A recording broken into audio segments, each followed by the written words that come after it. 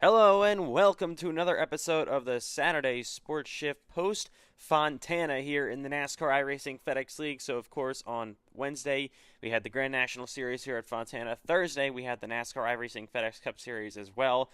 Then, of course, on Tuesday we had ICAR Monday Eldor. We're going to be going over all of the action that happened here in Fontana. We'll also be previewing all the action that we got next week in Sonoma on the road, still here in California. But let's get into it today. So, unfortunately, my co host Brody Webster will not be here yet again. Hopefully, he'll be back next week for post Sonoma. But let's get into it, first of all, with the Cup Series. And that was a pretty relatively normal race for the most part. The only thing is, we of course had Aiden Donahue win the pole. Then he had a mechanical issue before the race and couldn't actually start, which pushed him back ultimately to fourth in points at the end of that one. So it could have definitely been a lot worse. Bryce Benson was suspended. Your winner here last season, Connor Hasbro, was also suspended. You also had Jacob Malone, Jacob Quill. They were not able to make it to the racetrack due to a hauler crash. So many top contenders weren't in that race, and it really thinned out the field a lot and allowed a lot of other non-usually top contenders race inside the top 10. So, of course, y'all will know what happened there. It was a relatively short race, maybe the first 95 laps. We only had a couple of cautions, including the halfway break, but then all hell unfolded there at the end. There's a caution that came out. Unfortunately, the 90 VLI Tomlin, for some reason, he illegally put a reserve driver in that was not approved for the Cup Series, so he's been given a suspension, and the reserve driver was given a suspension there as well mid-race, so that was also made a new rule. You can't do that anymore in mid-race, be putting in a reserve driver like that, so he was suspended. Both those two were suspended 1 and 2 races each, and then, of course, he ended up bringing out a caution, Mason Ward, about 3 laps to go when Michael Greger was leading on fuel strategy, and then of course we had cars pit. Field changed a lot. Then we had 3 overtime finishes somehow. I mean, this was such a clean race. It was so unfortunate. I mean, it was pretty pathetic how it got there at the end of the race after such a clean race all day long. And then it ended up finishing under caution. But the main thing is Cole Clausen finally gets his first NASCAR iRacing FedEx Cup Series win, and a wild one here in Fontana after 5 now seasons of trying. Has never won a Cup Series race. Of course, won a Cup Series championship by going winless, and still had never won a Cup Series race until Thursday night, where he finally got the job done here in Fontana.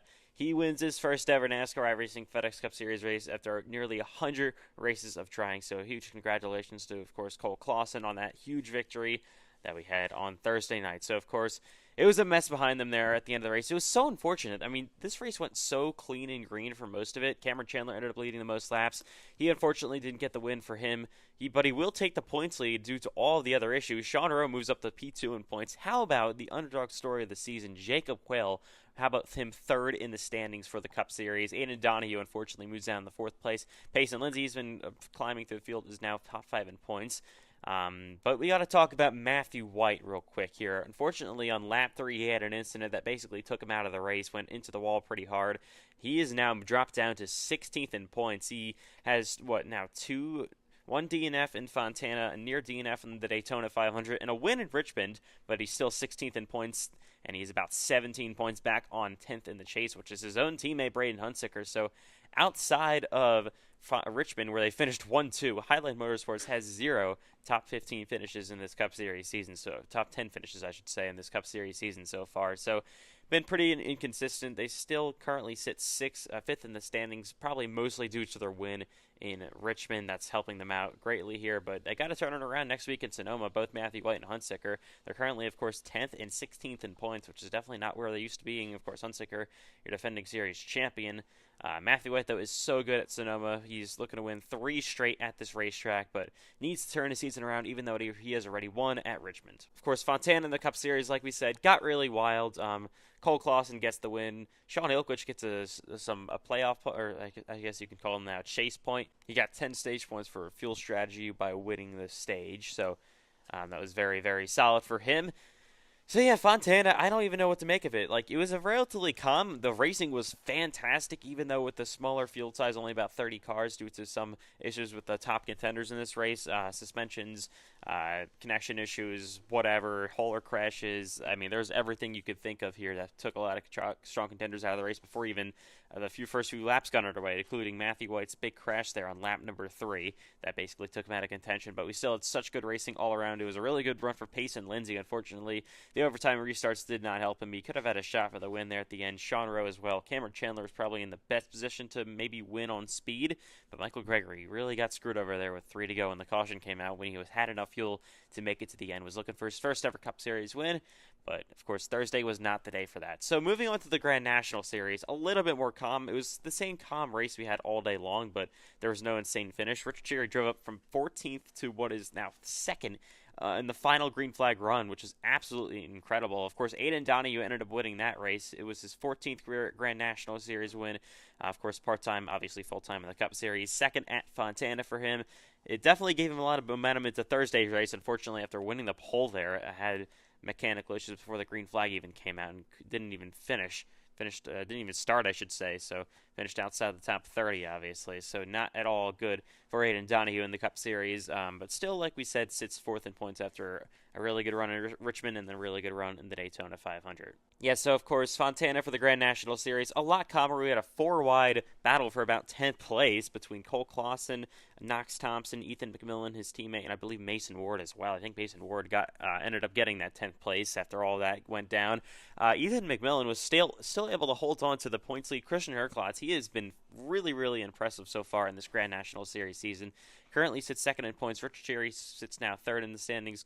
Cole Clausen, Cole Wilson, Knox Thompson, Mason Ward, Brody Webster, Jeremiah Gauntly, and Christopher Lowell round at your top 10 in the points. So it's been a pretty wild season so far in the Grand National Series. So a lot of drivers you don't usually see running up front that are up here in the top parts of the standings. Yeah, so of course, like I said, Grand National, there were no suspensions or penalties or anything like that. Nothing that really went on there at the end of the race to warrant anything. So it was a pretty clean race all around. And of course, Aiden Donahue ended up getting the win there. Jacob Malone was pretty fast, fell back late in their going. Cole Wilson fell back late in their race, but if there were maybe 10 more green flag laps, I think Richard Cherry could have won this race. He was so fast in the final green flag running, was definitely the fastest car on the racetrack. But somehow, someway, Ethan McMillan still holds the points lead. Really impressive for him 3 races in. As the Grand National Series, of course, heads to Sonoma next week, which could be really good for a driver like Cole Wilson. Currently sits P5 in the standings. So good, though, at the road courses. Wants to try to move up. Could be good for a guy like Richard Cherry, also decent at road courses. Matthew White is going to be running this race as well, part-time. Of course, he's a full-time Cup Series driver. So it could be really good for some of those drivers. That's also the final race. Alexander Ortega has for a penalty, the suspension, of course, after Daytona, so he'll be back after Sonoma at Legacy Atlanta in 2 weeks. So a lot to go down in Sonoma for both the Cup Series and the Grand National Series. So like we said, Fontana was pretty wild, and we were really looking forward to this one. Definitely for the Cup Series. It's pretty unfortunate that we had Bryce Benson, Connor Asbell, Jacob Malone, Jacob Quill, Aiden Donahue, Matthew White. None of those guys are able to battle for the win on Thursday. I mean, this race would have been so good. Those top 10, we saw like what would have happened there or on Thursday in Richmond a few weeks ago, with all those drivers there, of course, up front racing for the win at the end of the race. It was really, really good. We also had problems there with Braden Huntsicker, of course, at the end of this one in Fontana. Huntsicker has had a pretty rough going. His championship defending season, of course, crashed out early in the Daytona 500. He ended up finishing second, though, at Richmond, then ends up finishing outside the top 10 here at Fontana. Of course, we'll talk a little bit about ICAR at Kern. That was a pretty fun race. Unfortunately, we had some incidents with especially one driver. We won't name who he is, but he caused so many incidents in that race, I don't think he's ever going to be let back. That race ended up being won by Cameron Chandler. And then we got to talk about the Truck Series at Eldora. The first ever Eldora Truck Series race we've had. The only second ever league race that has been on dirt. The first one in 2 years, which the last one, of course, was at Bristol Dirt for the season number 2 Cup Series Clash. So, of course, final time down the back straightaway. Matthew White was leading, was looking like he was on the route for another Truck Series victory. Would have been his first of the year. but TJ Moon ended up sending it in from God knows where and ended up absolutely destroying him for the win. Moon was able to hold on. Cash Culp ended up finishing second, but of course, as you know, TJ Moon at the end of that one, it was not a very popular move at all. Many drivers were angry, and TJ Moon ended up being disqualified for that race, taking the win away from him, having no points scored whatsoever after having now back-to-back wins originally after winning the Daytona race a few weeks ago. He was disqualified, had 0 points for the race, and Cash Culp was given the win for that one. So TJ would have had, like a 30-point lead in this Truck Series standings after, even if he just finished second. But unfortunately for him, he moves down all the way to 6th in the standings and is about 13 points behind your new points leader, Payson Lindsay. So definitely wasn't very good for TJ Moon. And Payson Lindsay now lose the Truck Series standings. Knox Thompson is second. CJ Ehrman is third. Herklotz, Cash Culp after winning here in Eldora with the, I guess you could say, penalty, strip, and win for Cash Culp. Moon also ended up getting another penalty today. He was given a 5-race Cup Series ban, which he's not full-time in the Cup Series anyways, but he was also given a 1-race Grand National Series suspension. So that was very unfortunate for TJ Moon. He will not be able to race in Sonoma next week. He will win both the Cup Series and the Grand National Series. He will be, I think, allowed in ICAR, though, at least for now. But yes, that's very unfortunate for him, but really, really should not have caused that type of incident like that. I mean, he tried to play it off there at the end. He tried to say he just maybe did a slide job or whatever, but it was pretty obvious that wasn't the case. You could go back and look at it, the Truck Series race at Eldora finish. It was pretty obvious and clear that he was trying to maybe wreck Matthew White for the win. Unfortunately, Matthew White kind of got screwed over out of that one, and Cash Culp was the big winner in all of this, ended up being given the win at the end of this. So obviously, wild week in Fontana, Kern, and Eldora. We are all in Sonoma next week, of course, for the NASCAR iRacing FedEx League. It all starts on Tuesday with the ICAR Pro Series in Sonoma. This is the first ever time they visit Sonoma Raceway. The Grand National Series is back after a season away in Sonoma on a Wednesday, and then, of course, the NASCAR iRacing FedEx Cup Series. Matthew White looking for 3 Sonoma Cup Series wins in a row. He is so good at this racetrack. He holds the all-time record in the old car that we used to race, the Next Gen, literally all-time at Sonoma Raceway in iRacing. Like anyone on the platform of iRacing, nobody's run a faster lap than him in the game's history with the Next Gen car. So absolutely insane. Looking for 3 in a row, looking to turn the season around, looking to get back inside of the chase. This is probably the longest Matthew's gone without being in chase contention currently. Of course, like I said, sitting 16th in points, which is probably the lowest he's been in points ever. Only, of course, that one really good finish, which was the one win he had at Richmond. Probably shouldn't even have won that race. He would even tell you himself, really wasn't the fastest car all day long at all. Maybe a 5th, 6th place car, but ended up getting some good luck there at the end of the race with a late caution. And yeah, so of course, unfortunate 2 late cautions here at Richmond when we had a long green flag run going, and then at Fontana when we had the same.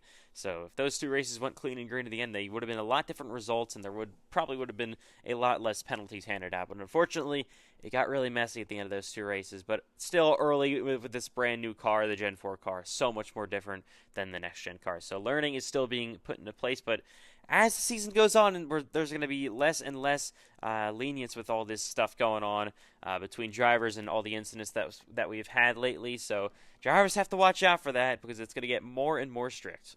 But yeah, of course, we have a lot of action coming up next week in Sonoma. We'll possibly have lobbies on Friday. I'm not exactly 100% sure, but if we do, that'll be 4 straight days of action yet again. I mean, at the road in Sonoma, so every single series, unlike here where we had Kern, Eldora, and Fontana, will be at Sonoma Raceway on the road with the shorter Sonoma usual NASCAR layout. So it should be very, very fun for ICAR, Grand National, and the Cup Series. So Matthew White will be running all of those races. Can he possibly sweep the week? I think he's got a really good shot to do it in ICAR. He's one of the best drivers in ICAR. Grand National could be good as well, but he's got some strong contenders on the road courses. Cup Series is definitely going to be the hardest. The brand new race car, we're not exactly sure what he can do there with the brand new Gen 4 car on the road courses and all the other strong contenders on these road courses that are in the Cup Series this season. So it's going to be very hard for Matthew White to be able to sweep the week, but you never know. Anything could happen, and anyone else could win these races coming up. So should be really fun. Of course, we've had 3 different Cup Series winners this season. Cole Clausen, the most notable one, getting his first ever win. Bryce Benson, of course, won the Daytona 500, but he'll be back for Sonoma. Same thing with Connor Aswell. He is unsuspended. But Eli Tomlin, of course, he has that suspension for Sonoma. One of the only full-time Cup Series drivers now under suspension, heading on to the road course. So he'll have to serve that, and he'll be back at Legacy Atlanta. So obviously, no special guest, no co-host, just me, the first time ever it's been like that on this podcast, and I think that should just about do it for today. Of course, going over what happened ultimately at Fontana this week, what we got coming up next week at Sonoma Raceway, and yeah, hope you guys enjoyed this episode of the Saturday Sports Shift. Of course, we'll be back next Saturday for episode number 8, previewing what would be Legacy Atlanta, and of course, debriefing all of the stuff that went down next week at Sonoma Raceway. So, of course, we hope you enjoyed. I'm Ethan Trendler, the host of the Saturday Sports Shift. Brody Webster will be back next week, officially, finally, and then we'll have a special guest next week as well joining the show. So, that'll do it. We will see you next week, and enjoy the on-track action next week from Sonoma Raceway. We'll see you next Saturday on the Saturday Sports Shift.